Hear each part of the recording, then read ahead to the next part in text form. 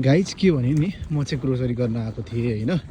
Grocery गर्न आउँदाखेरि condition यस्तो छ हेर्नु। अहिले त बाटो त हिँड्न सकिन्छ तर वरिपरि यस्तो छ हालत। गाडी साडी सब फस्छ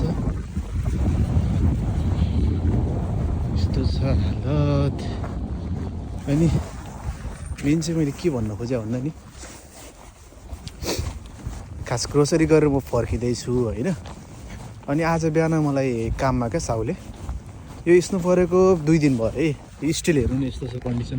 सबै यो गाडीहरू छ नि त्यहाँनिर बाटोतिर सब गाडीहरू त्यहाँ फ्रिज भएर बसेको त हिँड्न सक्ने अवस्था छैन। अनि त्यहाँनिर त्यो अड्केर बसेको क्या गाडीहरू। अनि मलाई आज बिहान साउले के भन्थ्यो भन्दाखेरि ऊ जन्मेर मेरो साउ चाहिँ 55 भयो होइन। अनि ऊ जन्मेर के अरे यत्रो भइसक्यो अहिलेसम्म यस्तो देखाएको थिएन अरे क्या टोरन्टोमा। अनि यो चाहिँ अनि उसले भने हिसाबले चाहिँ अब मलाई एक्ज्याक्ट मैले रिसर्च गरेर हेरेँ होइन। उसले भनेको हिसाबले चाहिँ यो चाहिँ टोरन्टोमा 106 इयर पछि परेको क्या यत्तिको स्नो। 106 वर्षपछि यत्तिको स्नो परेको। 106 वर्ष पहिला यस्तो परेको थियो अरे। त्यसपछि हेर्नु न क्रेजी छ नि त। अब गाडीहरू सबै स्टक भएर बसिआयो क्या जताततै पहाड टाइपको क्या हुन्छ नि एउटा।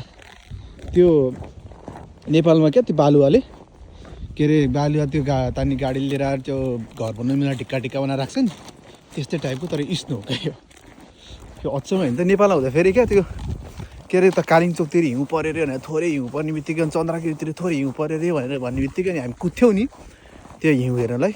कस्तो रहर हुन्थ्यो क्या त्यति बेला त्यो हिउँ खेल्नलाई। आमामा के नै भन्ने टाइपको हुन्थ्यो होइन। जब यो यहाँ आएर यो एक्चुअल फिल्डमै चिसो देशमा अनि त्यही माथि -23 -25 अस्ति त -30सम्म पुगेको थियो। अनि यस्तोमा यत्तिको हिउँ परेपछि अनि त्यहाँबाट गएर अनि त्यो रहर सहर सब हराउनु रहेछ क्या